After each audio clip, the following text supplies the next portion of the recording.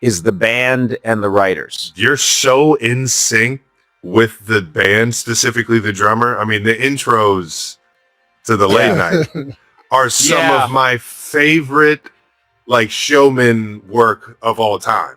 I mean, the hips with the hi-hats. Are you kidding me? The coattails to the temp checks. Yes, the nipple twisting.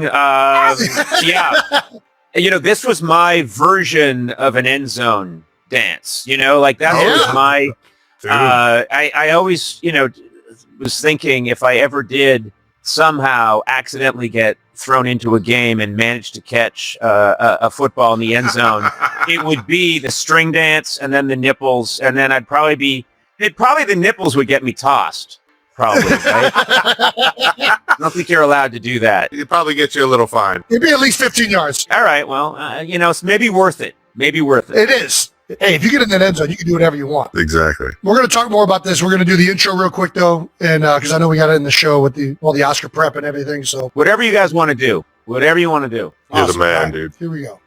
All right, our guest today is a 6'4" comedian, writer, and fellow podcaster out of Brookline, Massachusetts. He graduated magna cum laude from a small state school just outside of Boston. He is a 6-time Emmy winner of the 2025 Mark Twain Prize for Humor. Yeah, you might know him from his time as the host of the hit podcast Conan O'Brien Needs a Friend, or as the host of the Emmy Award-winning travel series Conan O'Brien Must Go, or from his 16-year stint as the host of Late Night with Conan O'Brien. He is the man that gives the world comedy classics such as Pimbot, Triumph the Insult Comedy Dog, Masturbating Bear, and Andy Richter.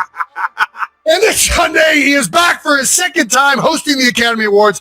92%, please welcome the largest Irishman I know now, Conan O'Brien. My God, I've been waiting for that intro.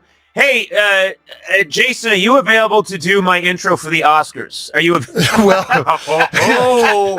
Listen, be careful what you throw out there, Conan. If you did that, first of all, it would be way too long. The Oscar people would be so pissed. The band's playing. Kelce Nation would be going crazy. A lot of people would be tuning in to the Oscars for the first time.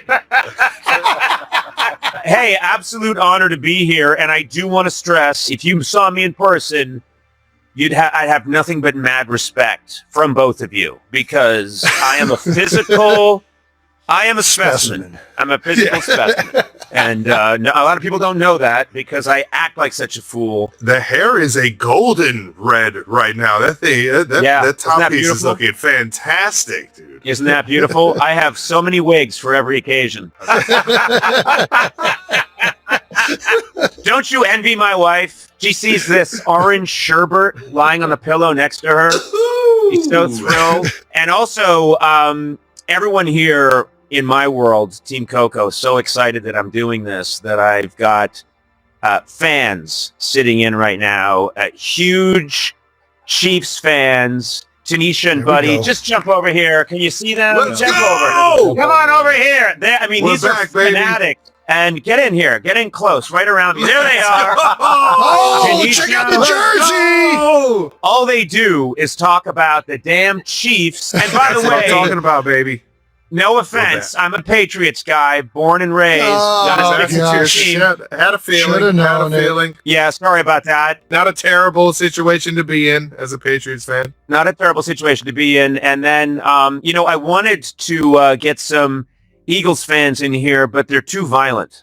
They're just,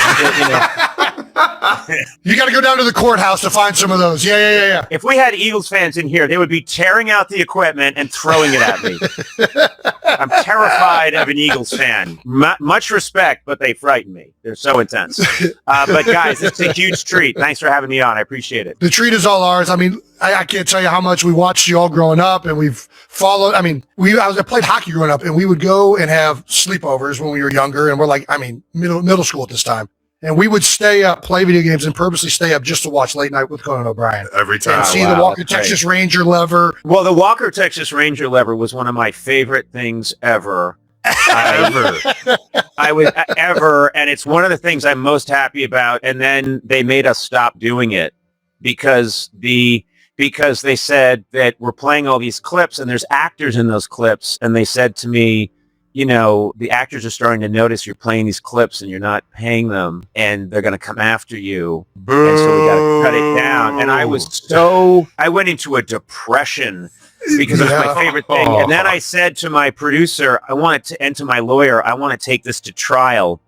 And they're like, what are you talking about? And I said, I want to show these people, these actors are going to go crazy. And I said, no, I want to go to trial and show the clips and then say, ladies and gentlemen of the jury, that is not acting. And they said, you are not going to do that. That is not happening. Shut up. So that had to go away. But you would have won right there. This is before internet. So I didn't know we had, when the show first started, all we had was like reviews to go off of. And the reviews were written by people my age or older, and they didn't understand. They just didn't like what I was doing. And no one told me that, no, there's all these 14-year-olds out there who are staying up and watching it, and they're like building a religion around it. And so I always wish, well, why couldn't, Travis and Jason have got a hold of me back then and said, hey, man, you love the show. You're crushing it. There was no way. And I meet all these comics who are huge stars now who are like, oh no, I grew up watching your stuff. And I thought, well, we didn't know. No one told us. We didn't have any idea. So it was a kind of a rough start, no? Like the first episode, you came in with high expectations off of SNL, and like everybody was like, man, Conan O'Brien is hilarious. He's going to kill it. And the only reason I know this is because I tried my hand at a late night show this year. One of the hardest things I've ever done, but I had... you had a bunch of my writers. All of them. They were all former late night with Conan O'Brien. John Glazer, Tammy Sager, Andy Blitz, and Kevin Dorff. All those, they were all writing on the show. It was so hard and daunting. And they knew what a fan I was of your stuff. And they said, like, it wasn't easy for Conan when he just got started. Like, it took him a while to like really get into it and everything. So I don't know why I'm bringing this up now, but yeah, go ahead. It's like anything else where, again, I think there are probably some analogies to your guys' profession where, you come up, you think about comedy all the time, you're obsessed with it, and then finally you get your show. But I was 29 when I auditioned. I had never done anything on television.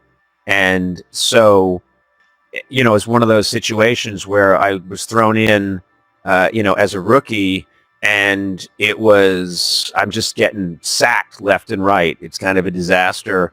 We were doing the kind of comedy that I wanted to do, which was very strange and stuff that I really believed in and that my head writer, Robert Smigel, really believed in.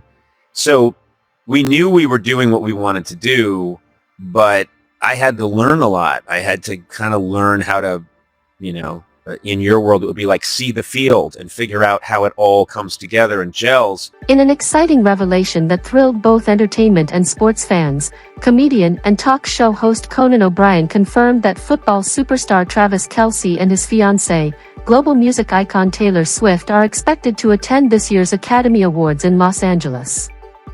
The surprising announcement came during a recent episode of Conan's podcast, where he casually mentioned the high-profile couple while discussing preparations for Hollywood's biggest night. The comment quickly sparked excitement online, sending fans of both the entertainment world and professional football into a frenzy. If the pair does attend, their appearance is widely expected to become one of the most talked-about moments on the Oscars red carpet. Swift and Kelce have already captured global attention with their relationship, and seeing them together at one of the film industry's most glamorous events would only add to the buzz surrounding the ceremony. A surprising podcast revelation. During the latest episode of his popular podcast, Conan shared an interesting behind-the-scenes story connected to the upcoming Oscars. While talking about preparations for the ceremony and the many celebrity guests who may attend, he unexpectedly brought up the names of Kelce and Swift. According to Conan, he recently had a brief conversation with members of the Academy of Motion Picture Arts and Sciences, the group responsible for organizing the Academy Awards.